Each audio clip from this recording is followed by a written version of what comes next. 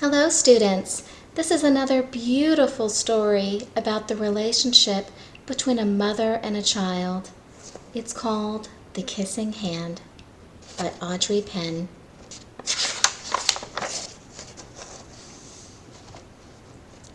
It has beautiful artwork.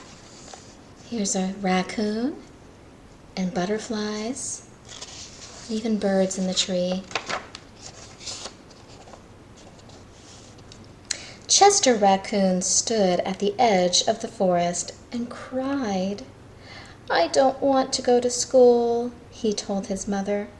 "I want to stay home with you. I want to play with my friends and play with my toys and read my books and swing on my swing. Please, may I stay home with you?"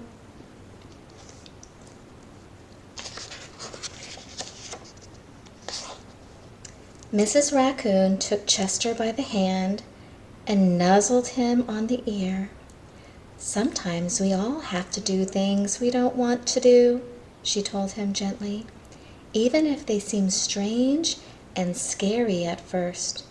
But you will love school once you start. You'll make new friends and play with new toys, read new books and swing on new swings. Besides," she added, "I know a wonderful secret that will make your nights at school seem as warm and cozy as your days at home."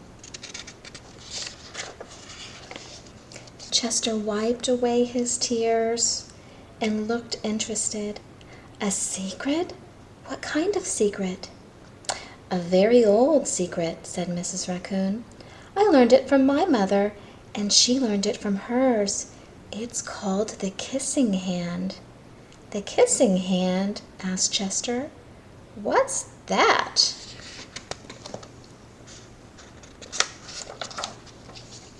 "I'll show you." Mrs. Raccoon took Chester's left hand and spread open his tiny fingers into a fan.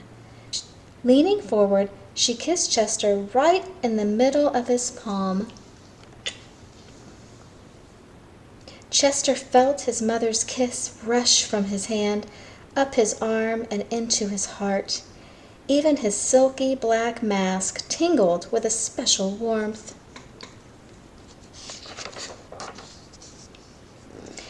Mrs. Raccoon smiled.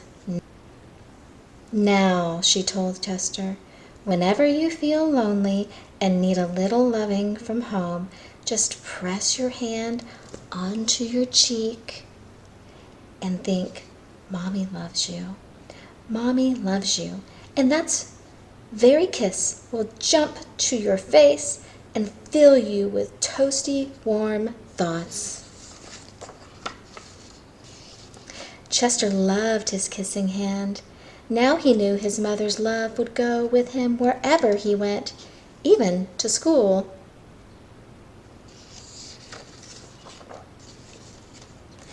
That night, Chester stood in front of his school and looked thoughtful. Suddenly, he turned to his mother and grinned. "Give me your hand," he told her.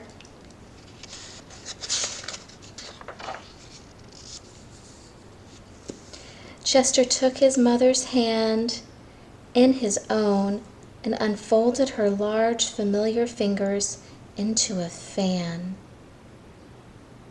Next, he leaned forward and kissed the center of her palm.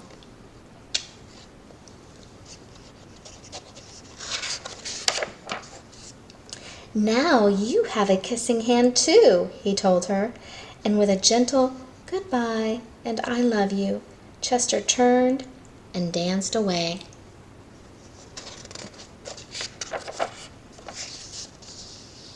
Mrs. Raccoon watched Chester scamper across a tree limb and enter school. And as the hoot owl rang in the new school year, she pressed her left hand to her cheek and smiled. The warmth of Chester's kiss filled her heart with special words. "Chester loves you," it sang. "Chester loves you."